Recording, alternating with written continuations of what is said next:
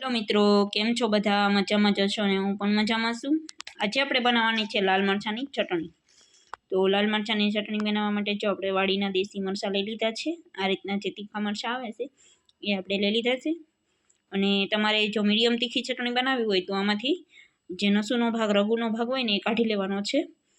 પણ આપણે તીખી ચટણી બનાવી છે એટલે આપણે રઘુ નથી કાઢવાની. તો સરસ મજાના મિક્સર જારમાં કટિંગ કરી લઈએ મરચાંને. તો હલો, મસ્ત મજાના મરચાંનું કટિંગ કરી લઈએ. પછી એમાં બધા મસાલા એડ કરવાના છે, હું તમને બતાવતી જઈશ.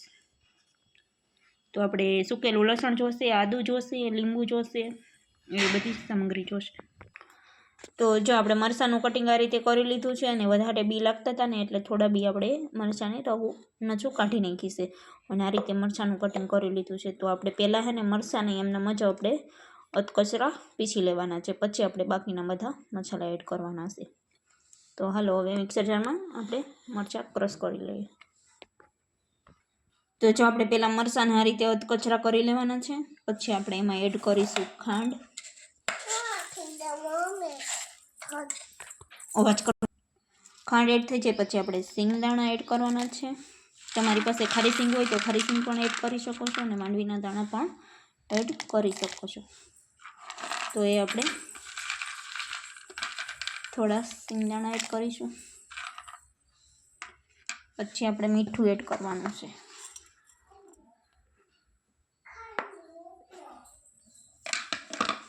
મીઠું તમે તમારા સ્વાદ પ્રમાણે એડ કરી શકો છો. આપણે વધારે ચટણી છે એટલે 1 ચમચી ઉપર થોડું એડ કરીશું.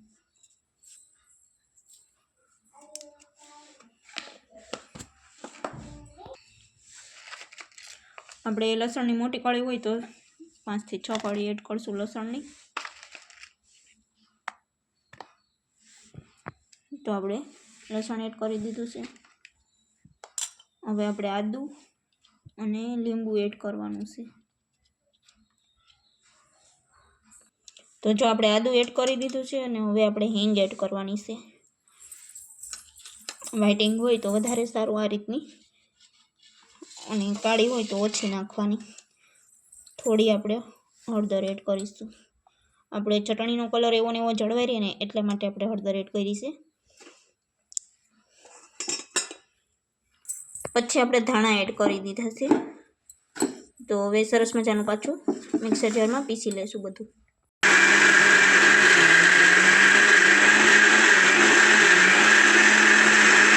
તો જો આપણી સરસ મસ્ત મજાની ચટણી થઈ ગઈ છે. તમે રેડી, તમે તો બધા જોઈ શકો છો.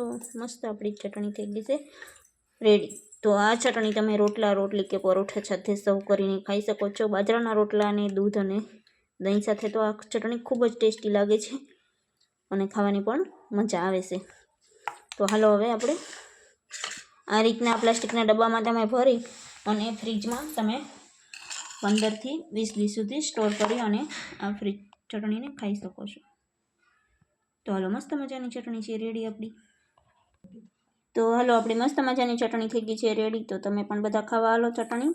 અને ફરી મળીએ નવા બ્લોગમાં. ત્યાં સુધી બાય બાય.